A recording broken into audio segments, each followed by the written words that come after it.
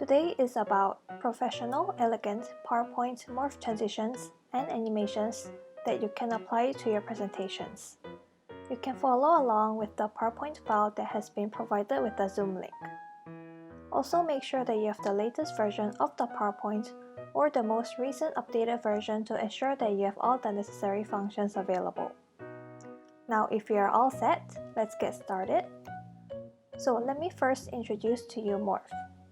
Morph is a slide transition.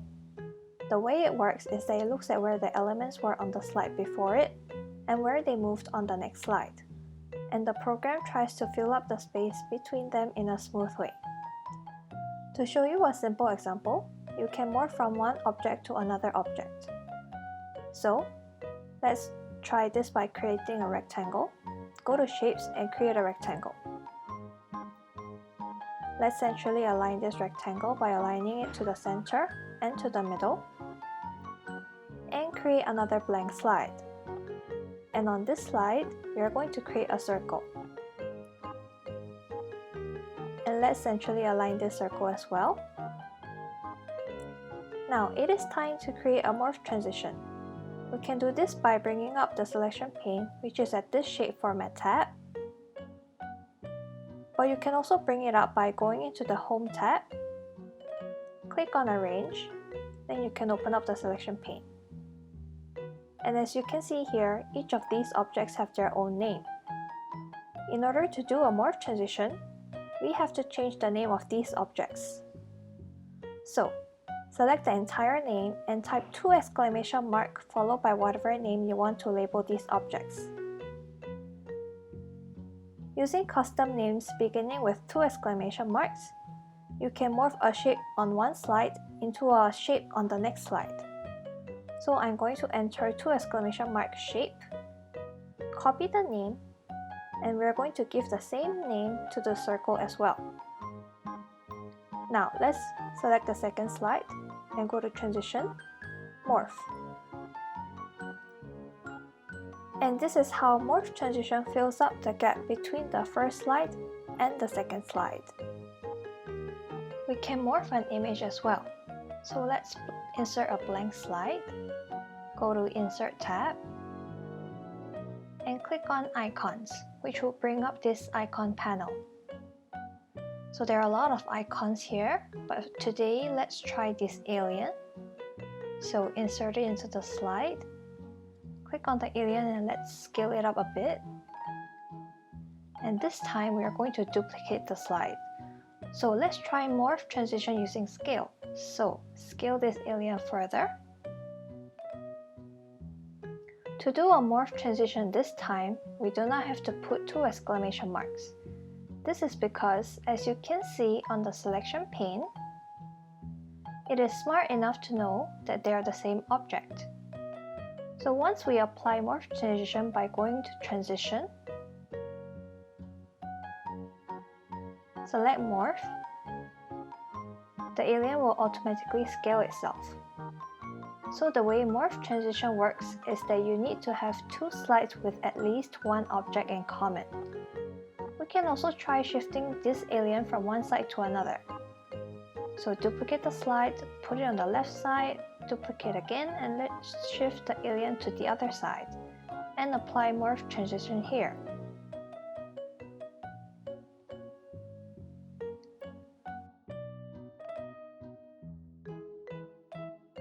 So now we see that it automatically animates position and scale as well.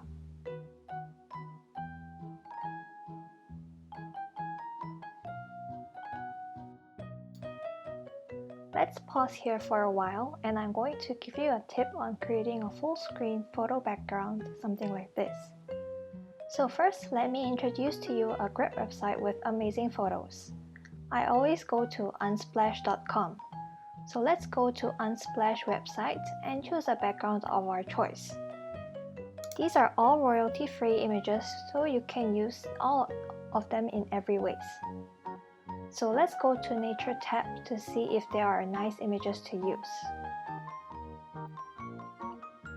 Once you have chosen the image, simply copy the image with right mouse click and click on Copy. Let's go back to the PowerPoint. I'll insert a blank slide and go to Design tab and open Format Background. Select Picture or Texture Fill, and on the picture source, you can simply click on the clipboard to make the photo as the background of your slide. In this example, let's create a morph transition such that you can highlight a particular section of the image. If you were to introduce these speaking ingredients, you would be describing their positions verbally. It's a bit complex to bring attention to each of these objects, as people are trying to figure out which part of the image you're referring to. The better way of presenting them is using morph. With morph, you can get this effect. It saves you from a lot of unnecessary talk, as morph will highlight to the audience which part of the image you're referring to. And you have probably noticed that we have two different colors. The section with the spotlight is in the normal color, and the rest are in grayscale. To achieve that, we have to work with two different images. Why? Because the way morph works is that it looks at the next slide and see if the same object is there. And if it is there, it's going to dynamically change itself to get to the final object. And this means that our two images need to be present on the first slide. So I'm going to take the picture, copy and paste it over itself. Now, one of it should be in grayscale, so select the bottom one and go to Picture Format, Color, and I'm just going to go with light gray like this. For the second one, we are not going to do anything. We're just going to put it exactly on top. And this is our first slide. Now, we are going to duplicate the slide and select the top image, go to Picture Format, and click on Crop. And crop the first image to the part of the image of your choice. And I'm going to highlight the cartoon of egg over here. Now, you have to be careful not to move the top image. I'm going to Ctrl Z to go back. Instead, what you want to do is to just adjust the crop area.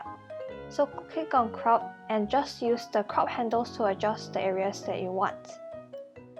And I also want to insert a text box over here, so go to Insert Text Box, and let's type in the ingredient egg. And let's give a font of our choice. I'm going to go for bottom bold. And I'm also going to fill out the background of the text box to white and position it accordingly. Now, the first slide is done. Let's duplicate the slide by pressing Command D. And this time, I want to bring attention to butter, which is all the way on the other side. So I need to adjust the crop area by selecting the top picture, go to Picture Format, and click on Crop. And adjust the crop handles to highlight the butter which is on the other side of the image.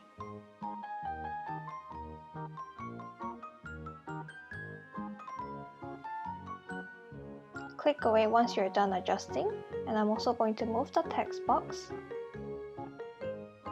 and change the name to butter.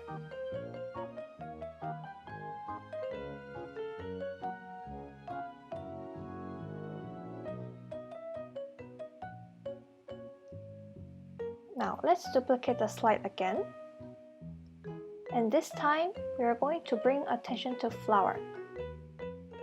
So select the top image, go to Picture Format again, and click on Crop to adjust the crop area.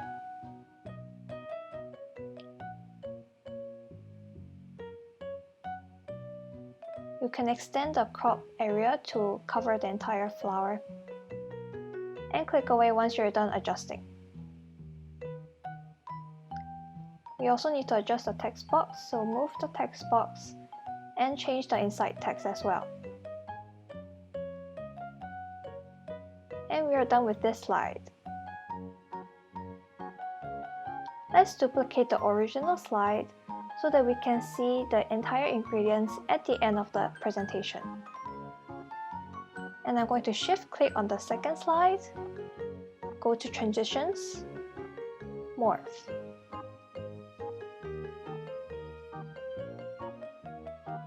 So let's check this out. Here are our all baking ingredients. And firstly, we need an egg. We also need butter. And we also need flour for our baking today. And here is another method to apply morph transition. Colors are super important in slide design, and I always recommend using a color palette because it gives a harmonious look to your design. You can easily find the color palette that you prefer on this website called coolors.co. Once you go to the website and found the color palette that you like, screenshot the color palette and go back to the PowerPoint and insert it into the slide like this. And if you would like to change the color of these circles, select the first circle, which will bring up this shape format pane, and go to More Colors. You can use the eyedropper tool to select the color of your choice. So we can choose the particular color on the palette easily. So select the second one again, More Colors. Use the eyedropper tool to select the second color. Click on OK. And third circle, Color, More Colors. Use the eyedropper tool again to select the orange. OK. Then lastly, let's change the color to yellow.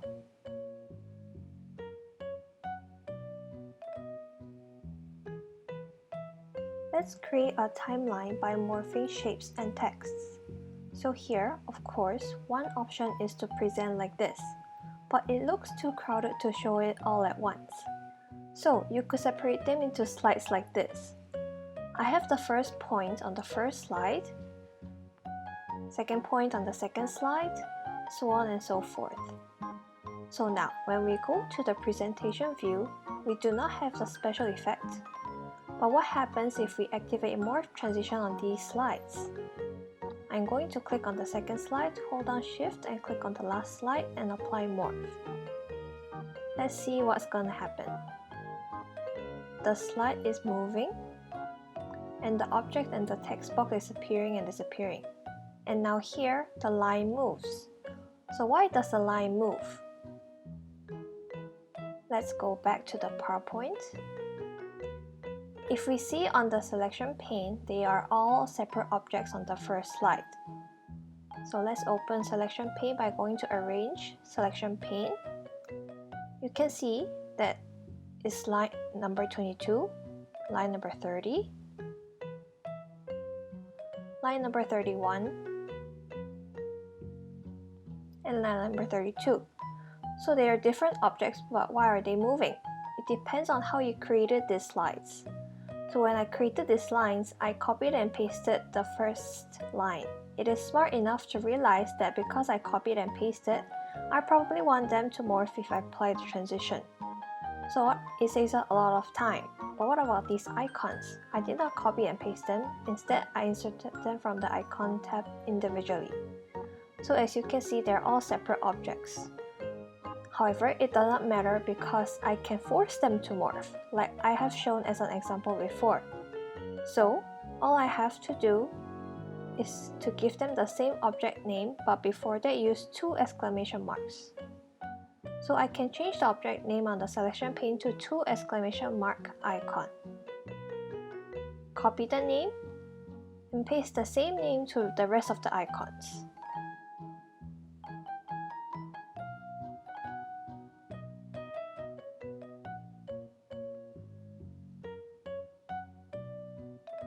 Now let's see what happens.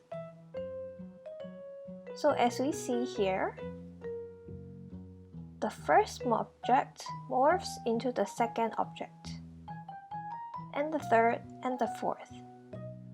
We can also have the same effect on the text box. We can morph the characters. So I'm going to select the Transition tab and select Morph.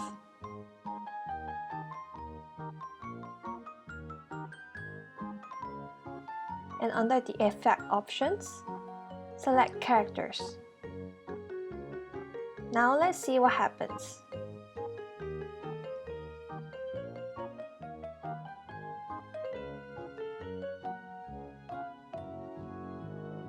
So as we can see, the icons are morphing, the characters are morphing, and the line is morphing as well. So here is how we can use morph transition in a timeline. Now let me introduce to you animation functions. Let's say you want to introduce main key points in one slide. You can present all of the slide content and create animations with simple click of the buttons. So firstly, let's group 3 components together. Right mouse click, click on group. We can also group by drag mouse click, graphics format, and you can click on group. Or lastly, you can also group by going into shape format tab and group as well. Once they are grouped, it's much more easier to animate them together. And once you have the groups created, we can go to Animations tab and give animations to these groups. The green animations are entrance animations, like appear, and the yellow ones are for emphasis, like grow, shrink, spin, pulse, and the red ones are exit animations. So now let's select the first group of the shape and go to entrance animation and give it a float in animation. Alright, so this is how it looks like. We can change the direction of the animation by going to Effects options and change it to float down. And now, here is how the animation looks like. So click on the first group, click on Animation Painter, and click on the second group.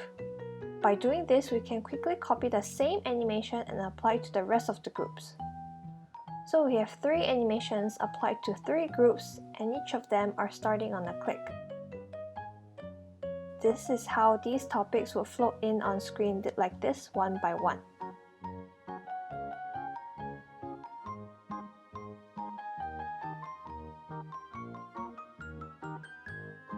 Lastly, I would like to show you guys how to create a Prezi-like PowerPoint presentation using section zoom and morph. So we have a blank slide here. Let's find a beautiful background on unsplash.com. Let's copy this image and paste it back on our first slide and fill it out by going to Design tab, Open Format Background, click on Picture or Texture Fill and Clipboard. And this is the first slide. On the preview pane, right-click and add a section. Let's give it a name and insert a blank slide under this section. On this slide, let's add a circle by going to Shapes. Click on Circle, hold down Shift to get the perfect circle. Let's centrally align this and also give a white outline with the width of 10.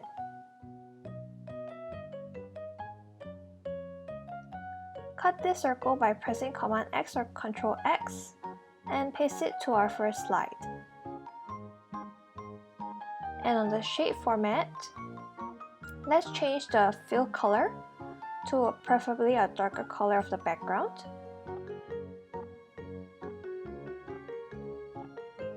Add some transparency to 60%.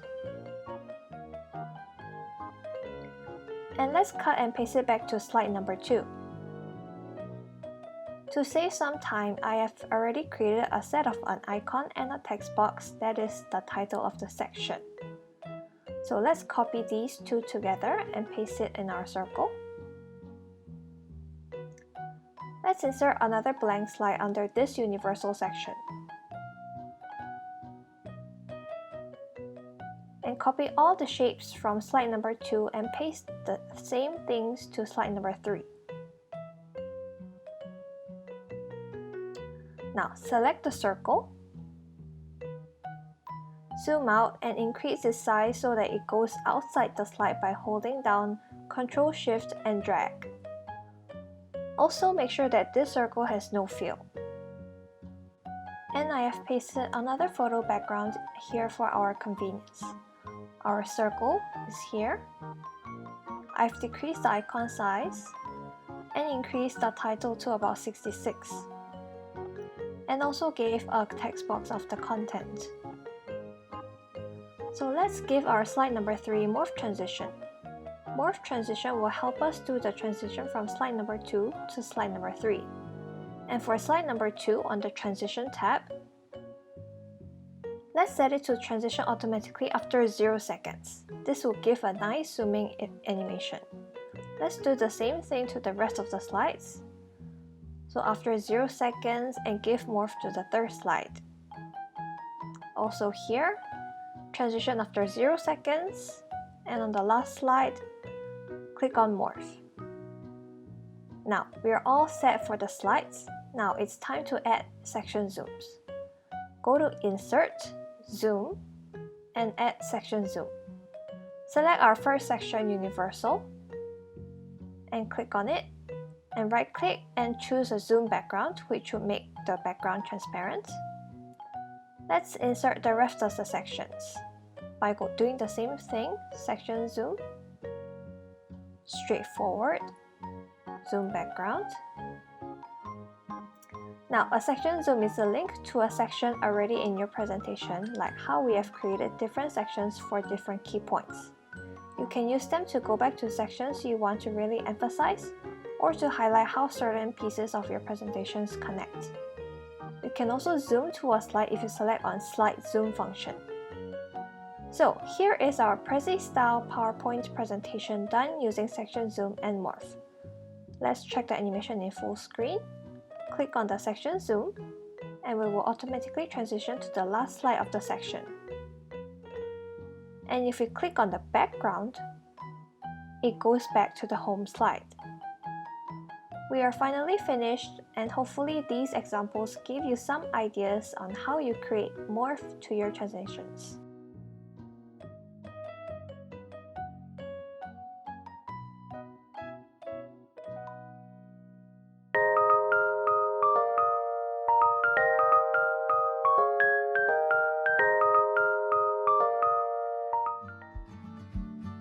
You see, I mean, with what we have shown you, you can actually bring in the Prezi style animation together with simple pop-up animation and movement here and there.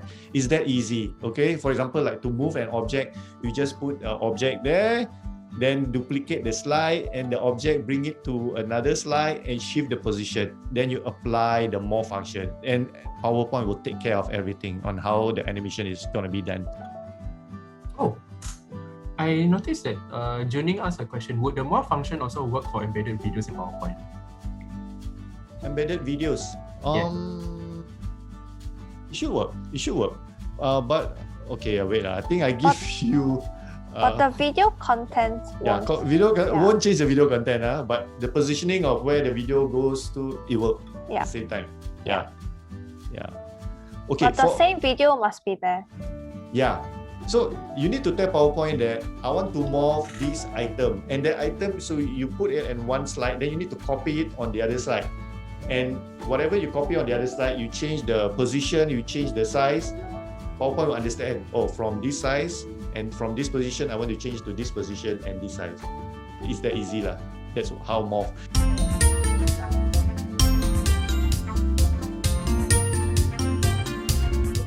What is the name of the website to get free images? Splash, Splash, or Unsplash? Oh, Unsplash.com gives a royalty-free images where you can just copy and paste into the PowerPoint, and you can get a photo background. Who's the first one? Who's the top? Snuggles. Is it? Oh, we have Snuggles, followed by Hana. Hana representing NES. Carry on. Question 2. What is the name of the website to get color palette of your choice? Colors.co, Colors.co, Colors.co, or Colors.co? Tricky. This site is very useful. We always use it. If you do not know in terms of design what color matches well with other color, go to this website.